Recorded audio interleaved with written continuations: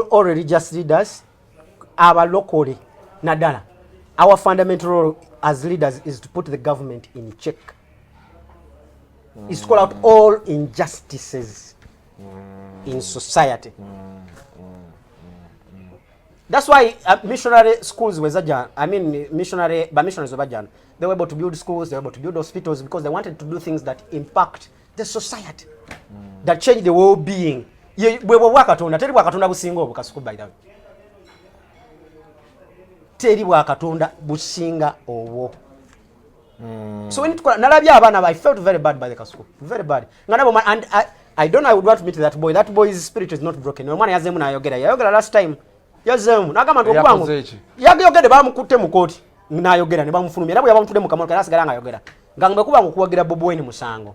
Artist katufe na ite tugenda negotiate because kasuku. You know why I don't agree with Bobo Wine to negotiate? You don't need to negotiate for your natural rights. Edembere lyo bwebange. If Bobo Wine is going to sit with President Museveni, I want President Bobo Wine to sit with President Museveni or the opposition. That they are negotiating for the rights of all Ugandans, a peaceful transfer of power. Aunja kukiriza. Now when it's negotiating for a certain group, it is wrong. Because again negotiating naba mekananga zanya a negotiating nanga endi bubisewo. Nanga ja negotiating ireko. Nanga endi bubisewo. Siri bulungi. Twagala a negotiating opposition otula. Ngetula nga Museveni agamba bannange njagala genda naite mu nkwata. Ekintu nkibaweemu. Tuteeke wakalulu awo nkikiriza. Era njabberako nze ndi munafu sitso akwekalakasa. Naye abekalakasa siba wakanya era mbawagira. Nze ndi munafu. Era tujja kwekalakasa nga nina jjera. Serious. Waka. Online. Oli kumpi ne wa commander. Free our people. Free our gundi. Ekyo njja kisobola. Bwe nfuna no YouTube nsobola sewo. Okwogera. Nayo kungamba tigenda ku Kampala road. YouTube owner yeto mufuddeko. Ebyo kwekalakasa YouTube. No, what I mean kabiwagira. What chance byono.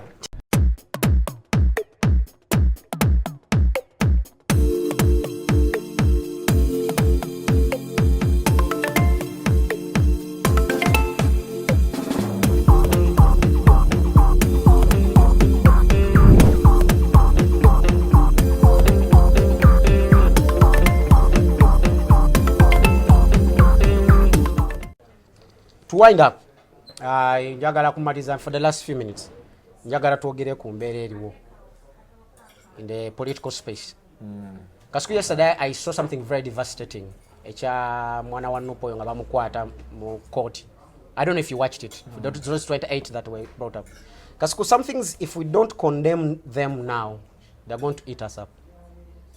Ate kasuku njize kugamba nti ebintu ebimu tulina byogerako, it's not for our benefit but for the benefit of our children. Kuba kasuku kutoina yo nsindala okujja nga nawe oli mukubomba kozi bangamba applying visa ebinunje 3 bakoma si bituufu si bituufu kuba kati yoyinza kuba nawe oyagala genda nze nkyali but obanga okyali waneyo naye ndakubeera ojjanga ndi wagendera njagenda sijja genda naye obanga okyali no obulamu obanga okyagala wena kasuku ebintu ebimu tulina byogerako nze manyi nze ni munadini era sisosola mu dini naye there are things I even pick within the Islam faith.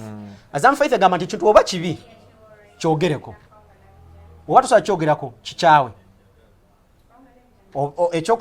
there's a third one I keep on forgetting it but what does that show us?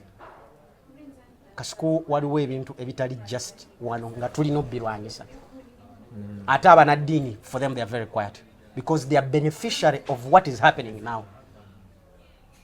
And yet for us, we don't serve human beings. We serve our Lord Jesus Christ.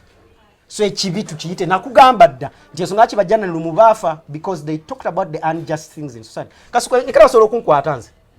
Omanyi wachima jagala nyingi justice eveo. It's because I'm a potential victim at any time. Basolo kunkwata katika suku future nefa not adamu na kumpulizaako. Ukimanyi wali abana bageno veyo mukomera government emaze chuka. Naye ngomani agenda nga ine myaka 2, 18, 25 nga ina family. Ngomani etagenda kuddamu mulabako. But if these people are criminals, try them. But charging what you are serving a sentence, but you have not charged them or batute military court, they're not supposed to be there. So some if religious leaders cannot speak about some of these justice, tuogerano ku makubo mvugo okuva ekira ekubo lyena jera lyafa dda. Talk about it. Zinendiga zetu sumba boba na baira batanga like you cannot I cannot say I wish you well when I cannot speak about what affects you. You get my point? So we need to sanitize what is happening. So we need to speak about it. Right now, Maduka Gaga de Wansira Ifris. Because people have failed to adjust. They say, this is too much. We cannot be paying VAT on every commodity we are selling out, and we have about 6 different taxes being imposed on us. Nzin supplying. Naye mbanga sina sasula by 15th not filing a VAT. Oba nsasudde, oba gwe supplying nsasudde oba tansasudde, nze no kwata sente za VAT nsasule by the 15th of a fresh month. By yesterday, which was 15th. Yeah. So Kasuku, some of these things are going to eat you up if you don't come up and speak against them. Budget ya feri mukwisibwa 53 trillion. 20 trillion is going to service the debt burden that we have. And of the 20 trillion, we have 7 trillion going into paying only interests. And the mandate of URA is about to collect 25 up to 30 million. I mean 30 trillion. Look at it. Kwa hiyo budget jibagaro ifulumya. Billion bibiri zino gulya bara this is a motoka. A billion bisatu mu nsanvu, about 370 billion goes on buying government cars and repairing them. But on whose cost? The cost of you and me. Speaker of Parliament yasiza ayagala wages in allowances what about 179 billion, but they gave KCC 26 billion to do the roads in Kampala. We are not saying we are a poor country. There is an issue of resource allocation. KCC yakera ne government egenda kola sewage system mu Kampala. Negena mu World Bank ne yawole billioni 2. Bwe yawole billioni 2, ne government nga yo KCC egenda setulinga yabanayuganda. World Bank ne juwe billioni 2. KCC yatandika okusasula interest kuba yo tenafuna sente setulinga yabanayuganda. Eric KFM jokolera. Ilije kuberia. See 6th Street Joy Tango genda yo. You can see. Nenga we in the heart of the city. So these voices. But they are working on that road. For how long? Actually, if it takes, for how long? For how long, Kasuku?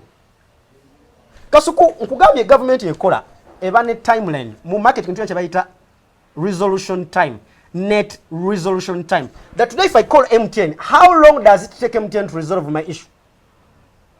Government ayino kuba ne net resolution time. Nti agama kubo go mu Kampala because this is the capital city. Buli tourist ajja ayino tukake Kampala.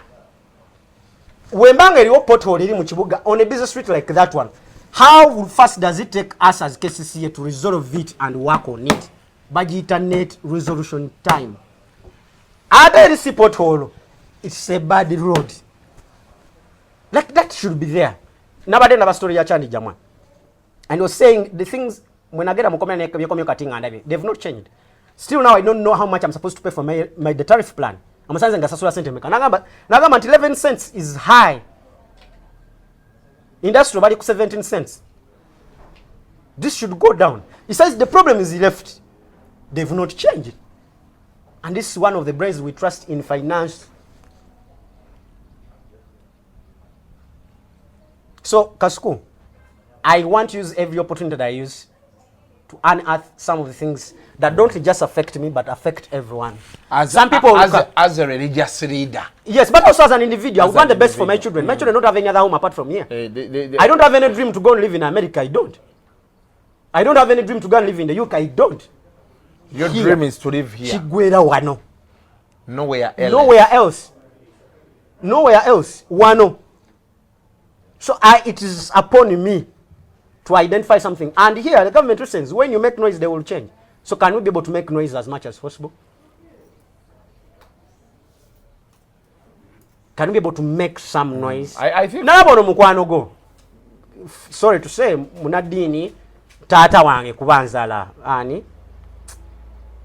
On go tell Chaza. Sempa. And then I even had an exchange with him on Twitter. Sempa Namulabanga is justifying the 500 million of Mpuga. And you know what is his basis of justification? Agamba ntuli mukwano gwe wakukalo muna masaka munne. Nagamba nti yali yetaga bitano. On what account? Namulabanga tanse novuma abanaku nti abanaku. Dido twatandika mu church for okuvuma abanaku. Nga church gyolimu oyimirirawo ku sente z'abanaku ze bakuwa. The issue of Mpuga taking the 500 million is both illegal and immoral. It is there. They got money and gave it to themselves in a bowl. And for you to come and just find and say that you needed more to what? And the guy wants to attach everything to LGBT. Like as if that's the only problem we have. Mpuliriza gwe. bwe manjogera ebyo osirika nnyo. Anti nsirika because I don't want to interrupt you. So Kasuku, raise your voice. I want to call all religious leaders, our locally, Nadala. Our fundamental role as leaders is to put the government in check. Is to call out all injustices in society. That's why missionary schools were missionaries were they were able to build schools, they were able to build hospitals because they wanted to do things that impact the society, that change the well-being. We were wakatonda, teri wakatonda businga obu Kasuku by the way. Teri wakatonda businga obu. So when nalabya abana I felt very bad by the Kasuku, very bad. And I don't know, I would want to meet that boy. That boy's spirit is not broken. No man yazemu na yogera last time. Yazemu nagamba nti okwangu. Yagiyogede bamukutte mu court. Nayogera ne bamufulumya era bwe yabamutude mu kamono kalasigala nga yogera. Ngangwe kuba okuwagira Bobo Wine musango. Ati sikatufe na ite tugenda negotiate because Kasuku, you know why I don't agree with Bobo Wine to negotiate? You don't need to negotiate for your natural rights. Edembere lyo bwebange. If Bobo Wine is going to sit with President Museveni, I want President Bobo Wine to sit with President Museveni or the opposition. They are negotiating for the rights of all Ugandans, a peaceful transfer of power. Aunja kukiriza. Now when it's negotiating with a certain group, it is wrong. Because again negotiating nabameka nanga zanya a negotiating nanga ndi bubisewo. Nanga ja negotiating ireko. Nanga ndi bubisewo. Siri bulungi. Twagala a negotiating opposition otula. Ngetula nga Museveni agamba bannange njagala genda nayite mu nkwata. Ekintu nkibawemu. Tuteke wakalulu awo nkikiriza. Era njabberako nze ndi munafu sitwa kwekalakasa. Naye abekalakasa siba wakanya. Era mbawagira. Nze ndi munafu. Era tujja kwekalakasa nga nina jjera. Serious. Waka. Online. Oli kumpi ne wa commander. Free our people. Free our gundi. Ekyo njja kisobola. Bwe nfuna no YouTube nsobola sewo. Okwogera. Naye okungamba tigenda ku Kampala road. YouTube owner yeto mufuddeko. Ebyo kwekalakasa YouTube. No, what I mean Kasuku. What chance byono. Chance ogeza Kasuku. Chance ogeza is everyone has an opportunity. No, Museveni we babakola kutaka participating anakola ulingo yogire ebintu. Museveni did not participate in the 1880 election. 1980 did not participate. Na yeye yanyiga nti bakabba. Yena he did not participate. He participated in that election. Tomanyi story. So he did not participate. Look, President came with UPM. No. Teyasimba wo. Tekali kaluluka ke. Bakabba yena wakanya nti bakabbye n'agenda mu nsiko n'alwana emyaka mukaga. Kati gongambo tanzo nze akange kenda byengo okabba. You get my point? So for him, if he was dissatisfied and he went to the bush, so even him, he was fighting injustices. Anyway. The chance sagala jonna atuyamba leke kola bwansikira no one. Byonna ebirala abikole. Naye ng'okimanyi nti bannaddiini temukkirizibwa kwogera byabufuzi. Ani. Bannaddiini ki? Abatabyogerako si batuufu. Bogere kuki? Barekerwa kwogera kuki? Ku byeddiini. Wewe wale byeddiini. Byeddiini bya affecting ebyobufuzi bya affecting ani? Nange bya affecting mvuze moroko okujjano. Sigambe lwa traffic ankote. Mpisewa okujja wano. Nange bya affecting nange nsasula school fees w'omwana. Sebo, nsasula school, nsasula omusolo. Kati ani anyo byogerako.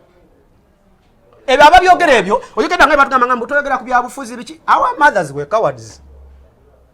Kati ndeke byogera kunzi nawe bitanfectingira amasanze yakanze sikyakozesa oven gadduka Kasuku mujukira gundi ya umeme yeri mukugwa ko 2025 bali mukutwala sente oba akateka ku unit 2 nga zigenze oven nagivaako ndi wa gas ate ne gas tawera bwenga kwata wendi wekaje ngugino kala banga kateka wera camp Uganda buli mwali mukubba munne but we are headed for a very bad position. We are headed for a very bad position.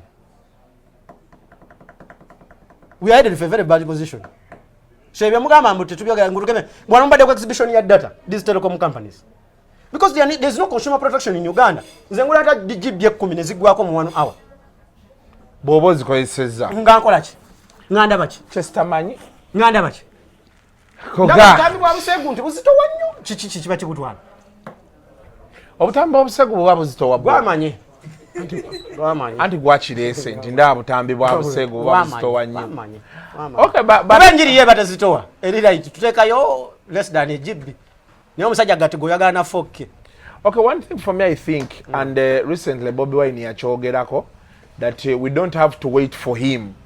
Buli muntu wali ayogere kyayogera. Yeah. That's why as a Kasuku, instead of coming here and I do bickering with another person, I would use this opportunity and talk about something. And I'm talking about that nothing in Nagwenwana. No, I don't have that time. Abasumba bude bali mukolo okwekubagana mu church. Boogere kubina ebitufu. Yengo okwekuba mu church kususse. Ate mba senior pastors. Si batufu. Gwe buli olaba abalwanagana baba si batufu. Baba vudde ku nsonga. Ku mulamwa. Because let me tell you, the gospel is not competition. Bulira byunze Kasuku right now okera no pita mu church of Uganda, I would go there. Because chentunda si kyange. This that I'm sharing with you, or I'm selling to you to follow me, it's not mine. So it's not competition. The reason why everyone, it's competition to them. Because they've made themselves the project. They've not made Jesus Christ the project. The day we make Jesus Christ the project, we shall not fight. Ate bebe tugamba mu Matayo nti bwoba olina kyotakkiraganya na Kasuku muyite mu kyama. We mulemererwa yitaba witnesses. Mu mateeka kye bayita ADR, alternative dispute resolution. We okigaana awo mulete mu church. Bukigana mu church twawukane. Buli mwaka ole naye bo benyine okimanyi nga abasumba balwana nga tebanayogerezaganyako. Oyagala nga mandi musinga bujingo yali atuteko ne Robert Kanya ne boogera. No, they've not put that opportunity there. The religious council will call them, they will not.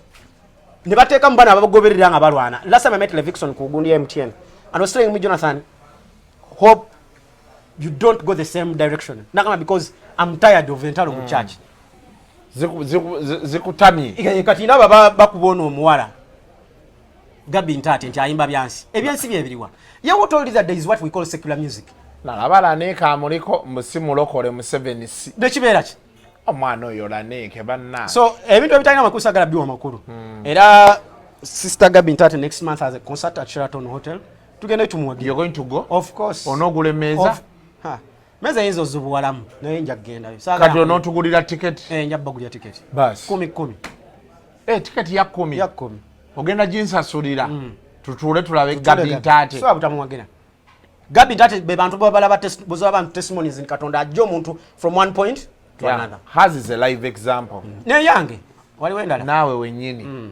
Wasookera eno byaffe bino ebyekisiru bye tubaamu. Si bya kisiru buweereza. Katonda n'akulabikira. Si buweereza sebo. Kati sebo Jono ya okubira ddala. Naye ate ne Kasuku ne bwe nali nyambala bwendi. Bw'otyo. Nabe nga smart Kasuku ali ndansazeeko nga siri smart.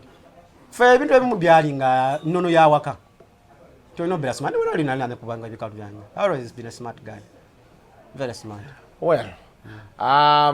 Kasuku vest gye wayambala ku Stock and Talk show togiddamu nyamba. Eyo vest ekoma waka. You didn't like it? See show. Producer. Eyo vest see show. Kasuku mwa batuvumisa sebo. Aba Nigeria bakulaba, South Africa bakulaba. Kenya bakulaba. Eyo vest togiddamu. Kino kikugambira wano. Gola kwate wagitegeera. Kasuku togiddamu. Eyo sebo TV gye muliko. But I will take your word. Eyo vest ekoma waka. Chine yanzanye webale chingamba. Abala Kasuku like tochirwako. Ochingambye nchitegedde. Ate ne nkugamba nti I will take your word. Nayo nfirako bufiizi. Kulabe mu merchandise oteke ku mmezo okwo. Sibwe kiri gwe kyoyagala kati kye tugambye. Olina otegeera bwe tukola oyo juice sponsored. Nali Kasuku nekirala olina ba sponsor bangi abamu nabo bunzaali obateekako. Yeah, because they are contributing money on this cause. Ene Kasuku ate tunatuka nga tetulina ssente kamuga abasajja baakolanga. Kasuku mudachikemu tuli kukozi MC Cuts. Njagala maiza nayo. Let's support MC Cuts. I know where my brother is coming from. I know Cuts has sacrificed a lot for the industry. For not just himself, but for everyone. 1 million cause. 1 million cause. 1 million cause. So you're going to see this video before the one where we discuss about Cuts. Ngenda gisalamu. Ngenda gisalamu. Bino byetwogedde ebyobufuzi bigenda kuba byokka n'ebya Cuts byokka. So you will see this video before you see the one that we have talked about MC Cuts and why he needs to be supported. And what went wrong. Katikati tukoletia strategy egera beretya. Ogenda kwogera naye, yogera naye. Nja kwogera naye. Gamba Apostle Jonah yewaddeyo. No bino bana abiraba. Of course, he will reach out. He will reach out. Tujja kola interview nga mwoli naye. Twongero kiwa abantu nga tu agree on the way forward. Tukole once and for all. No, Kasuku can man. Mutugenze machinyomo abayimbi abali mu machinyomo. Ngabye muntu musabe million emu for Cuts. We can do it. Okay. Ate muli muna abagaga bengamye nti basobola omuwa. Bwe tugenda wala jivu kati aso 2 million 5. Rajivu ye wali simanyi naye kyemanyi tyali bosi we bye nasembayo owulira mbu nawe kasukulu ivo ojja tatuwa mmeka oba kogenda tuwa platform nze nange contribution nja gibawa kati ffe bala nti waliyo kasuku live waliyo daaga waliyo nyango Gareth oyo mu bantu abakoze ne katsi mwali waliyo Kini Kalisa tugenda kuddayo ku NTV tugenda genda wa Mzee Isa Gordon wava munno NTV tobaako kyosuubirayo kuba abantu bonna be yakola nabo baavaayo bagenda eyasembayo ali UK Sweet Anna Nixon naye yabomba ali UK yabomba she's making money in the UK yabomba yes lwaki okimbuza n'okiddingana kugambye nti ali UK oyagala era nkubagana amatama nti yabomba naye mwana yabadde muto she's a young girl like 31 32 she's not 30 yet she's not yes. atemyemu kati wenkubulira nze nagenda atemyemu until next time mubeere bulungi mweraba